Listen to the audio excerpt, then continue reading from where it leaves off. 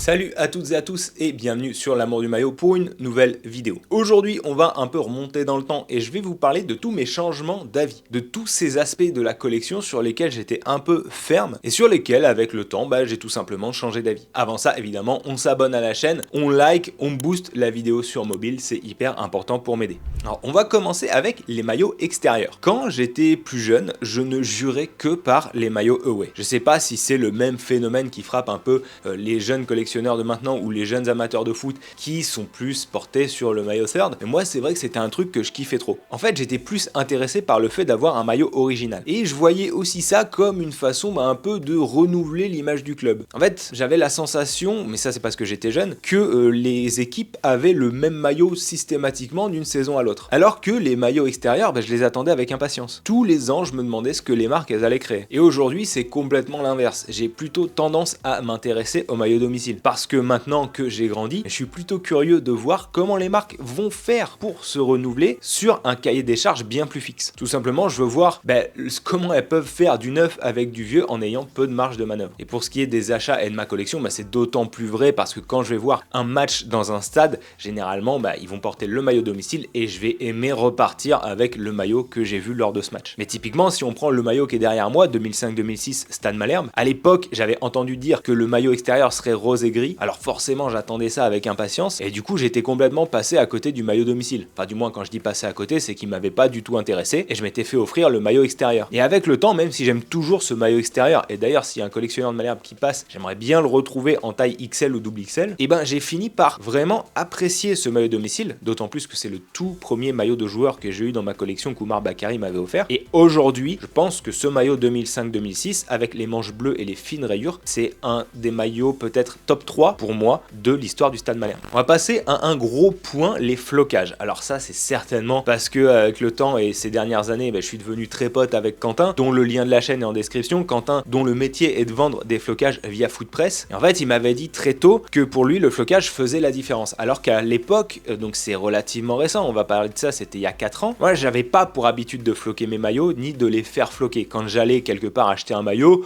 ou que j'achetais un maillot sur Vinted ou peu importe, justement je préférais qu'il n'y ait pas de flocage parce que je trouvais que ça vieillissait mal et je trouvais que justement c'était un risque d'abîmer le maillot d'autant plus. Pour moi, alors à l'époque où je faisais pas vraiment attention, donc plus quand j'étais au collège-lycée, c'était aussi un moyen de perdre le flocage à la machine. Et avec le temps, donc au contact de Quentin forcément, je me suis rendu compte du côté prestigieux qu'un flocage, une personnalisation ou une customisation sur un chandail de hockey pouvait apporter. Et je trouve aussi que c'est d'autant plus vrai quand on va dans la boutique d'un club, typiquement d'un gros club ou d'une grosse équipe, on va prendre le PSG comme exemple. Le maillot du PSG, on peut l'avoir un peu n'importe où. Même sur Vinted, je parle forcément de maillot officiel, pas de contrefaçon, mais c'est très facile aujourd'hui d'acheter le maillot du PSG. On peut aller sur Nike, Foot Center, Foot Store, Foot.fr, peu importe. Ensuite, il y a les gens qui les revendent sur Vinted, il y a le store officiel du PSG qui est international. C'est peut-être le maillot le plus facile à acheter, on va dire, en France. Ça va être la même chose un peu pour les gros clubs. Et je trouve que la différence qu'on va faire en allant dans une boutique officielle, c'est justement d'aller chercher un flocage niche qui lui n'est pas forcément disponible ailleurs. C'est vraiment en ça que j'essaye d'avoir un souvenir unique, c'est en ajoutant un flocage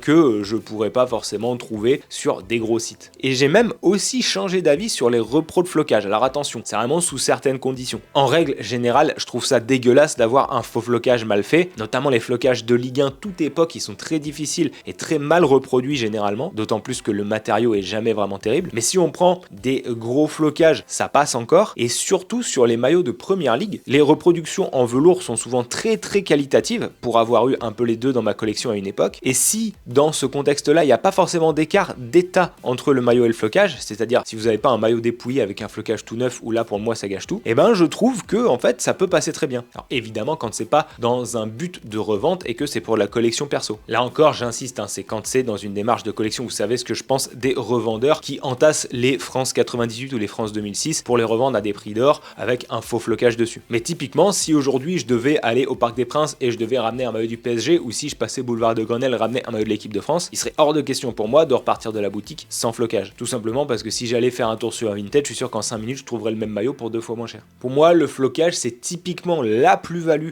des boutiques officielles, surtout quand on va faire floquer le nom d'un joueur un peu niche. Autre point sur lequel j'ai changé d'avis, les étiquettes. Alors ce point il est un peu lié au précédent, c'est une évolution assez récente dans ma collection. Et justement, là où à une époque j'avais tendance à systématiquement systématiquement garder les étiquettes sur mes maillots pour garder un peu ce côté prestigieux, ce côté unique, en fait je trouve que le côté unique se transfère sur le fait d'avoir un flocage. Et donc souvent si j'ai un flocage, un beau flocage et tous les patchs sur un maillot, je vais avoir beaucoup moins de mal à enlever les étiquettes et je vais plutôt garder les étiquettes sur le maillot qui aura pas de flocage si je l'ai acheté en boutique officielle. Alors quand j'ai pas du tout prévu de porter le maillot, là je laisse l'étiquette, ça pose pas de problème. Mais si c'est pour porter un peu à la cool, que ce soit en vidéo ou dans mon bureau, ben, j'ai beaucoup moins de mal à les enlever aujourd'hui. C'est vrai que pendant longtemps j'avais tendance à laisser même carrément mes maillots dans les sachets. Or vous le savez, j'en ai fait une vidéo où je me confiais. En 2023 j'ai fait un burn-out et en plus de revoir pas mal de choses dans ma vie, j'ai aussi revu ma façon de collectionner et mon rapport à l'objet en tant que tel, au-delà des maillots. Et je me suis rendu compte que c'était bête d'avoir autant de maillots inutilisables, c'est-à-dire vraiment dans des sachets, même pas des maillots que je peux porter tranquillement chez moi pour me faire plaisir. Alors ça, c'est d'autant plus vrai quand c'était pas des maillots rares. Et en plus, en me séparant d'une très grande partie de ma collection sur les 3 dernières années, je me suis rendu compte à la revente que sur la plupart des maillots, le fait qu'il y ait l'étiquette ou pas changeait pas vraiment grand chose. Ça va faire la diff, on va dire, sur des maillots des années 90, là effectivement, mais sur des maillots récents, bien souvent les gens en fait ils vont chercher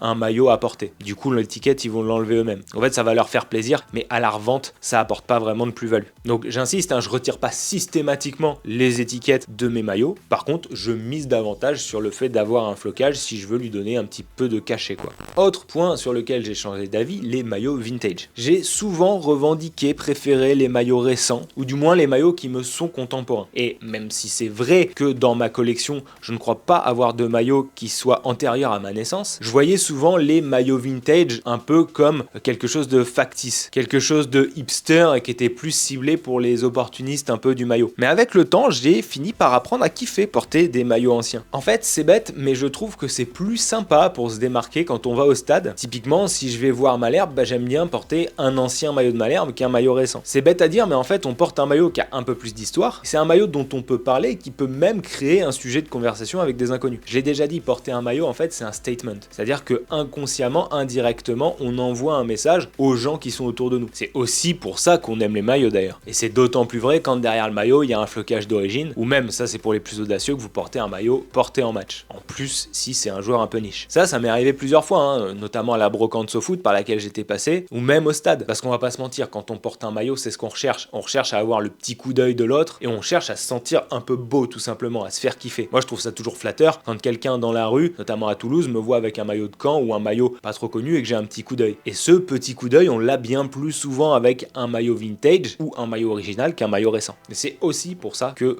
je me suis séparé de pas mal de maillots qui m'évoquaient rien en fait, qui étaient là juste pour remplir une case, pour plus me concentrer sur des maillots qui me parlent à moi. Et on va boucler cette vidéo sur les sponsors. Alors pendant très longtemps, et même au début de ma chaîne, j'étais vraiment axé sur les maillots idéalement sans sponsor. Et ça encore une fois, c'est au contact d'un pote, au fil de nos échanges sur les maillots, comment on perçoit le maillot, qui m'a dit moi je suis du genre à trouver le maillot sans sponsor peut-être plus beau, mais je trouve qu'il sert à rien parce qu'en fait c'est pas exactement ce que vont porter les joueurs sur le terrain. Et il me dit pour moi le maillot il doit être complet. Et c'est vrai que ça a planté une petite graine dans ma tête. Combien de maillots stock pro sans sponsor j'ai pu chiner ou collectionner? En fait c'était souvent le moyen pour moi, pour ce qui était des équipes pro où il n'y avait pas de stock pro. Typiquement je vais parler du Stade Malherbe, un exemple que je connais bien. Les joueurs sur le terrain portent ce qu'on achète en boutique. Sauf qu'en boutique on ne peut avoir que les maillots avec les sponsors domicile. Et avoir un maillot sans sponsor, réussir à dénicher un maillot sans sponsor, en fait c'était la seule façon d'avoir ce qui se rapprochait le plus de ce qui arrivait en intendance au stock professionnel. Il n'y avait pas de stock pro en tant que tissu, par contre il y avait des maillots sans sponsor qui étaient réservés au groupe pro et qui n'étaient pas commercialisés. Et du coup pour moi, pour ce genre d'équipe, c'était vraiment le moyen d'avoir un maillot entre guillemets stock pro. Mais avec le temps, au contact de potes ou de collectionneurs,